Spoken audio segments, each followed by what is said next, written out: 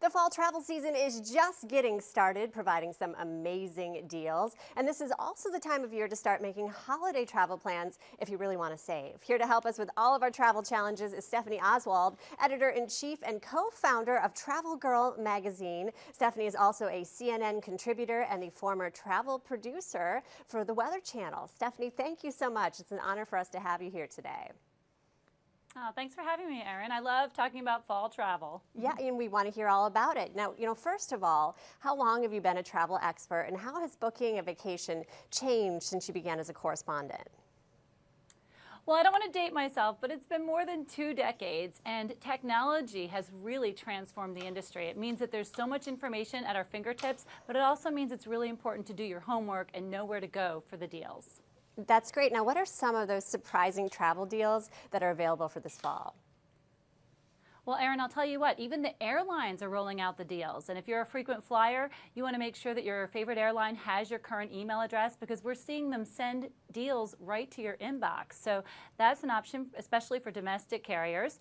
And even internationally, one airline that's getting a lot of buzz is Turkish Airlines. It's a hidden gem for U.S. travelers. They've got more than 270 destinations around the globe, all accessible via a one-stop in Istanbul. So you get to your destination faster, and definitely something to check out if you haven't flown with them before. That sounds great. Now, for those of us who maybe want a vacation a little closer to home, do you have any deals for us? Yeah, well, I'll tell you what, fall's a great time for festivals, and I recommend going to your local tourism board website, see what's happening in your own neck of the woods. You might be able to get a taste of another country, like a Greek festival or a music festival, just by checking out what's happening in your own hometown.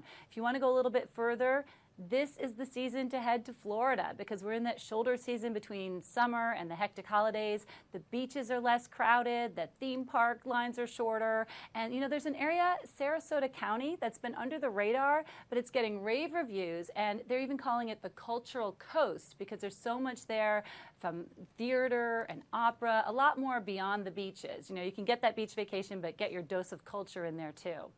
Sounds good. And I have another question. Summer's just over, kids are back in school, and as moms maybe we're relaxing a little bit, but why should we start thinking now about taking the family on our next trip?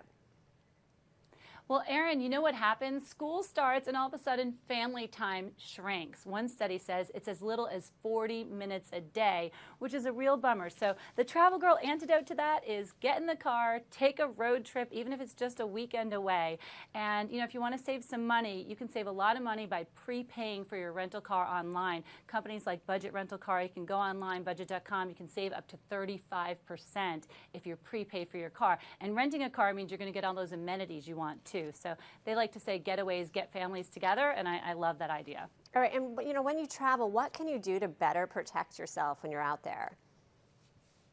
Well, Erin, one study also said that identity theft is 1.5 times more common when you're away from home. So to alleviate that risk, there are some things you can do, and the experts at LifeLock have a few great tips that I try to follow whenever I travel. Number one, pack light. And we're not talking about your suitcase here, we're talking about your wallet. You want to make sure you only bring 1 or 2 credit cards and your identification. Don't bring the whole kitchen sink. Secondly, you want to make sure that you're smart about where you connect. So don't be doing financial transactions in the internet cafe halfway around the world, or even on the plane. Save that for when you're home. And then finally, be smart about social media.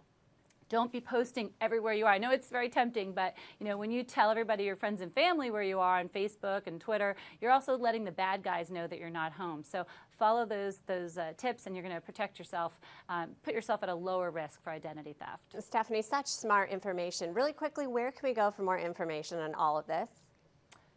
Sure, Erin, tipsontv.com. We put it all on one website for you. All right, Stephanie Oswald, thank you so much for being here this morning, and we've got much more on Low Country Live right after the break, so stay with us.